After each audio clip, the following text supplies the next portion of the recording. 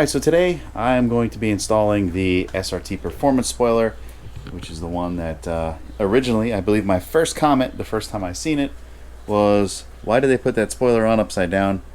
But yeah, we'll get into how my thoughts on this thing has changed and how we are, or why we are installing it on the Hellcat. The first thing I'm happy about is the fact that we're getting rid of this badge. I mean, a lot of people went out and grabbed these as soon as they came out because I do have the Hellcat badge. But one of the things that's always bothered me about this badge is the fact that it's still the original filled-in Hellcat head when they switched to the skeleton badges on the front fender. And I don't know, I just, for some reason, I don't like it. I like the original SRT lettering on the back. I don't like the Hellcat head. So we're going to pull the whole thing off, and now we're not going to worry about it because this thing doesn't come with a badge. I was really on the fence at first. I was really just unsure of what to do with this. And then finally, after seeing it on an actual car and how awesome this looks, I really needed to get one for myself. It's got a lot more length to it. It does overhang the back of the car. It does come down the fender here versus, you know, what the factory one looks like right there. So it's going to be pretty interesting. Now this one comes with the camera installed, comes with all the two-sided tape, comes with the bolts. You'll see those three gray things are the bolts there. Comes with the camera wiring. Everything you need is all installed on this thing already. So all you need to do is pop off the old one and then put on the new one. Now I picked mine up from East Coast Moparts. They were the best price at the time. I'll put a link in the description below. I don't get anything if you guys buy from them. You can go to them or anywhere else you find it, but from what my experience, East Coast Moparts has been a great place to purchase from. They are a trusted Mopar parts dealer, and they always have the best price. No gimmicks, no BS, no discount codes. It's just buy from us, we'll sell it to you as cheap as possible, and we'll ship it to you at a fair price too. Alright, so it's hot. I've been at this all day doing other stuff to the car, so I'm going to basically switch over to voiceover mode.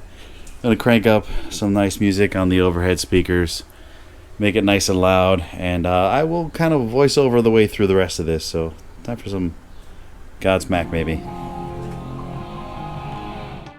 The first step is to remove the trunk lid liner. It's held in place with your standard Christmas tree clips and can be removed with a fastener removal tool.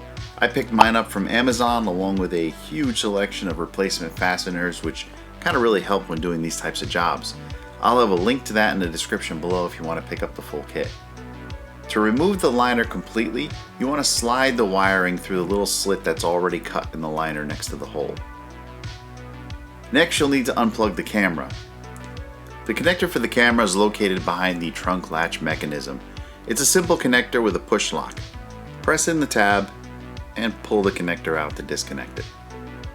When you let the connector hang, just make sure there's nothing blocking its path to exit. You don't want to have that caught up while you're trying to remove the spoiler.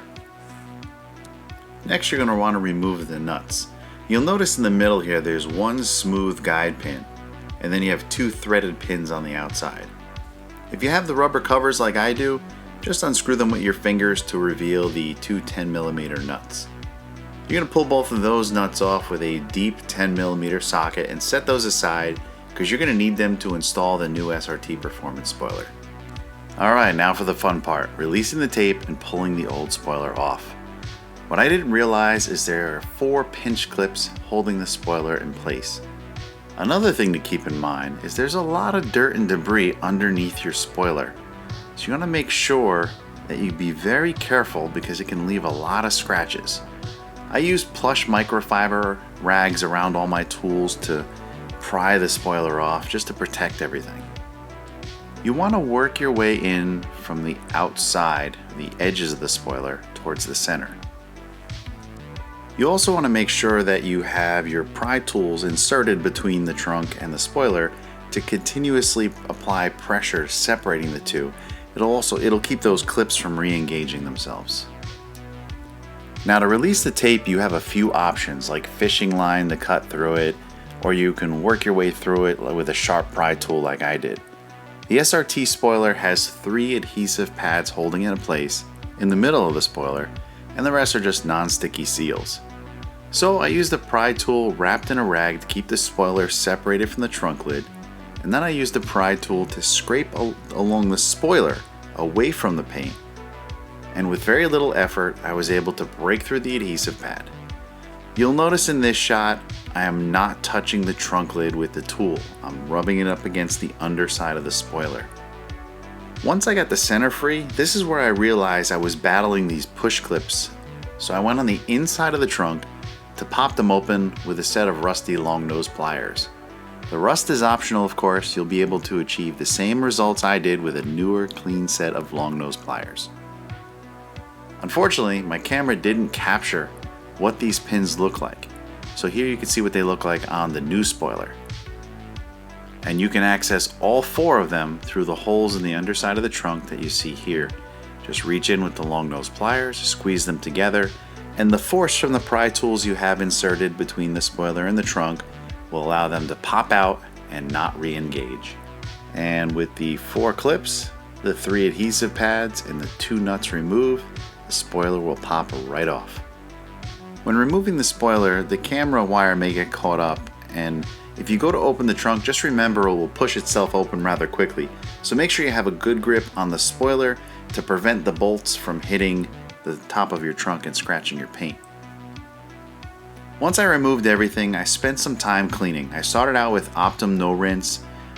This will kind of grab and lift up the dirt, and then I used the clean microfiber and clean areas to slowly work that dirt off. My heat gun made short work of removing the remaining adhesive pads that were left on the trunk lid. And then to get rid of the residue, I used a 3M adhesive remover, which I've had great success for before on all the painted surfaces on the Scat pack. I keep it away from your vinyl and your plastics, but I had no issues on the paint whatsoever. I figured while I had everything apart, I might as well give it a clay bar treatment, so I grabbed my Meguiar's clay bar and some spray wax as a lubricant and just kind of went to town getting all the other residue off, and just so I had a nice clean prep surface that was ready to go. Once all the surfaces were clean, we need to remove any of the waxes and oils we just applied so the adhesive pads are going to stick. So what I did was I used a 70% isopropyl alcohol and a clean microfiber to prep all the surfaces that the new sticky pads on the SRT Performance Spoiler were going to come into contact with. Alright, to prep the new spoiler, I just removed the 3 stud covers. I lifted and folded the corners of the long strip of tape. This way it doesn't stick while we're trying to apply it. And then I removed the 2 backers on the rectangle adhesive pads. And that's it. Take note of the large hole in the trunk lid. This is where you're going to be placing the camera connector and the wire through. You see here, while I was inserting the camera wire, I decided to reach inside and pull it through the trunk lid cutouts before mounting, just to be on the safe side. Next, I carefully lined up that center guide pin and then the 2 studs at the end and pushed it down. Resting on those squeeze clips, I just made sure each one of those 4 clips were in their respective holes. And then once everything looked lined up, I gently started popping everything into place. Before everything was completely set, I removed the backing strip on the long adhesive pad, double checked my alignment, and finished popping it into place. Now we're on the home stretch. All the hard work is done. You just got to reinstall the nuts on each side of the spoiler. Unfortunately, there are no torque specs in the service manual for these. I would just make them snug, but don't muscle them down. Reconnecting the camera is super simple. Just reach around inside, make sure your wire is nice and free flowing. Plug it in the connector, it only goes in one way, and just listen for that satisfying click to make sure it's locked into place. Installing the trunk liner is the same as the removal. Just slide the wiring into that pre-cut slit and line up all of your holes and pop in all the pins. It's usually easier to start from the center. Alright, a most important feature for me is that reverse cam. You connect the fire up. There we go, in reverse.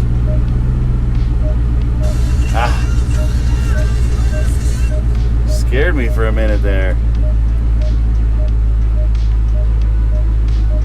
Because backing into this garage is a challenge every single day. I have a rag on my right, things on my left. You know what? This is really cool. I wish I took a comparison. I can now see the rear bumper right there. So now I can see exactly how close I am to stuff. That is cool. This new spoiler has an overhang.